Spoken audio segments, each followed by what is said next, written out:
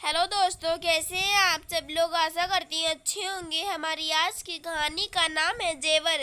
Wow, कितना सुंदर है ये रानी हार है और इसके झुमके तो मैंने ऐसा डिजाइन कभी नहीं देखा। मम्मी जी, क्या ये मेरे लिए है। नई नवेली बहू विशाखा को उसकी सास ने रानी हार दिया तो वो उसे देखकर बहुत खुश हो गई।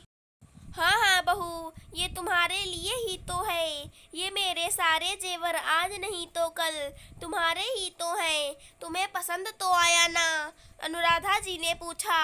मेहमानों के जाने के बाद आज विशाखा और अनुराधा जी बैठी थीं।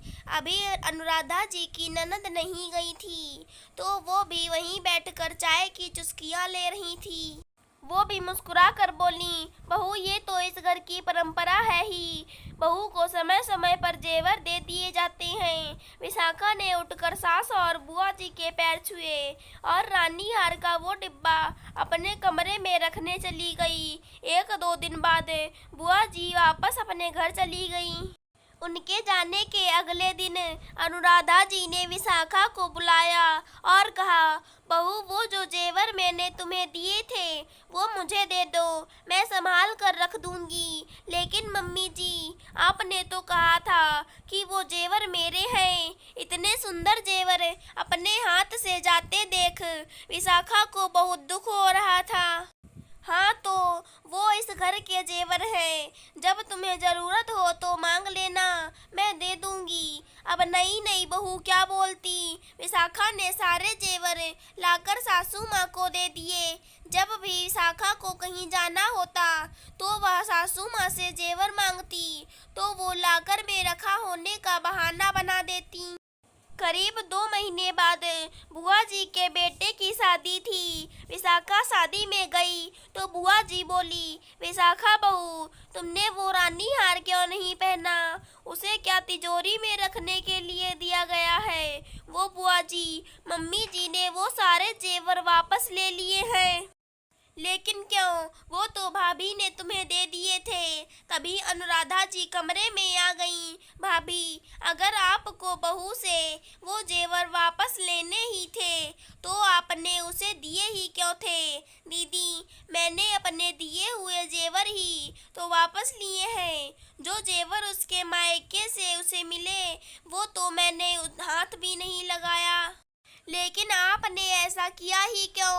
आपने उसके मन में उमंग क्यों भरी वो जेवर देकर।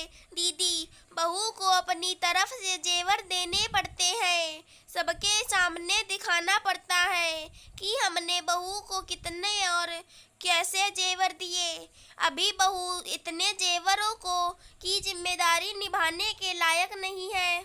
जेवर तो मेरे हैं, मैं जो चाहे करूं। हाँ, बहू को उसके मायके से जो जेवर मिले हैं उनको मैंने बहू के पास ही छोड़ दिया। लोग तो बहू से वो जेवर भी ले लेते हैं।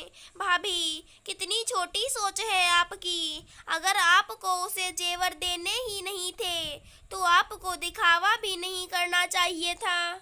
ननद की बात सुनकर भी अनुराधा जी को अपनी बात गलत नहीं लगी। उसके बाद भी वो वही करती रहीं। विशाखा के जन्मदिन और एनिवर्सरी पर वो सबको दिखाने के लिए कोई ना कोई जेवर देती और फिर बाद में वापस ले लेती। कुछ समय बाद विशाखा ने एक प्यारी सी बेटी को जन्म दिया। जब पीहू 1 साल की हुई तो अनुराधा जी पीहू के गले में सोने की चेन पहनाने लगी। आज विशाखा से ये बर्दाश्त नहीं हुआ। वो बोली, बस मम्मी जी, आप मुझे बहुत कुछ दे चुकी, लेकिन अब अपनी बेटी के लिए ये चेन मैं नहीं ले सकती। इतना जेवर मैं अकेले नहीं संभाल पाऊंगी। हाँ तो मैं कब कह रही हूँ कि तू इसे संभालेगी। आज सबके सामने दे रही हूँ कि दादी का उपहार है। कल को वापस ले लूँगी। जैसे पहले भी सारे जेवर तुमसे लेकर मैंने अपने लॉकर में रख लिए हैं। अनुराधा जी बिना सोचे समझे एकदम बोल गईं। अनुराधा जी की बात सुनकर सब उन्हें आश्चर्य से देखने लगे। हाँ मम्मी जी, मैं नहीं चाहती कि मेरी बेटी बड़े होकर किसी चीज को उपहार में लेकर खुश हो और 2 दिन बाद उसे अपना उपहार वापस करना पड़े। सही कह रही है विशाखा। मम्मी, हमें कोई उपहार नहीं चाहिए जो आपको वापस लेना पड़े। इससे अच्छा आप हमें उपहार में केवल अपना आशीर्वाद दें, जिसे कोई वापस ना ले सके। अपनी पत्नी और माँ की बात सुनकर नितेश बोला, देख लिया भाभी, कभी कभी ज्यादा चालाकी अपने पर ही भारी पड़ जाती है। मैंने आपको ऐसा ना करने के लिए आगाह किया था, लेकिन आप नहीं मानी और आज बच्चे आपके सामने मुंह खोलने को मजबूर हो गए हैं। अभी भी वक्त है, संभल जाओ। आज ननद और अपने बेटे बहू की बातों से अनुराधा जी को अपनी गलती का एहसास हुआ। उन्होंने विशाखा से आगे से ऐसा ना करने का वादा किया।